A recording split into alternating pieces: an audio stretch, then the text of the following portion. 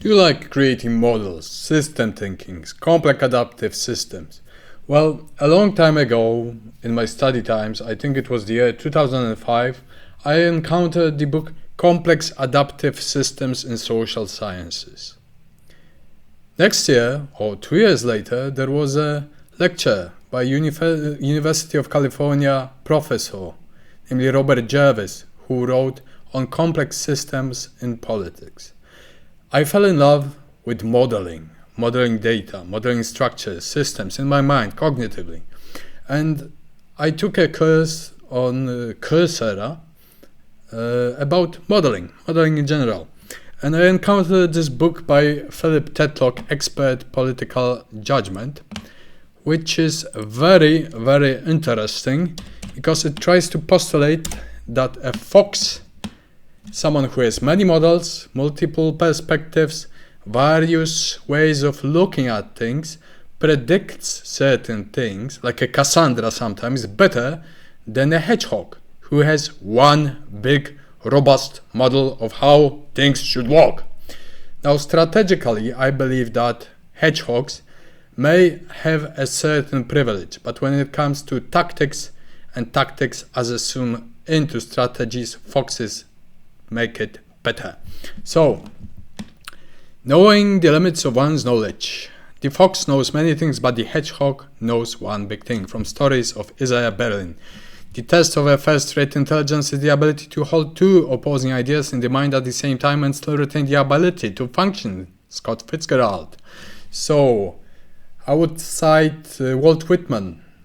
I contradict myself, therefore I contradict myself. I am large, I contain multitudes. So a person may contain many irrationalities, rationalities, and certain systems of comprehension of data. But the truth of his assessment, judgment, and decision making is when what he predicts occurs in actual effects. So what do we have here? So individual difference predictors of calibration. So do people with education, PhD, predicted better correlates of forecasting accuracy with the standardized betas or standard errors show that professional experiences plus, let's say, academic work and so on may be better or may not necessarily be better at predicting things, depending on the ideological theoretical orientation. For example, some people are left and right and left. Some are idealists, how things should work. We are realists, that the political world is a jungle, and institutionalism versus realism. Doomster, boomster. Well, boomster says that no matter what happens, sometime in the future, everything's going to be alright. Doomster says it's gonna explode into our faces, it's going to be worse. Now this is the pessimist and optimist, whether realist is entangled with it or not. The cognitive style, hedgehog versus fox, integratively complex thought protocols, so cognitive systems, the advancement of cognitive systems, and extremism. So these are some variables that were measured.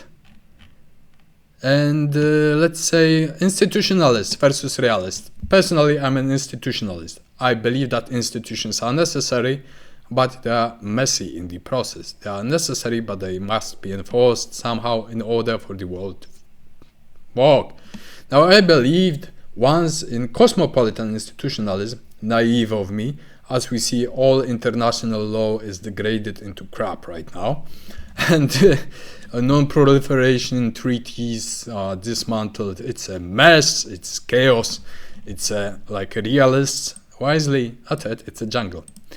Matryoshka nationalisms, or what Eurasia tried to do with the West and Europe to establish their oligarchies, to rule with their puppets that will be easily exchangeable puppets despite their ideas of being holding their offices with their families as nepots forever and ever. Well, that wouldn't be that easy.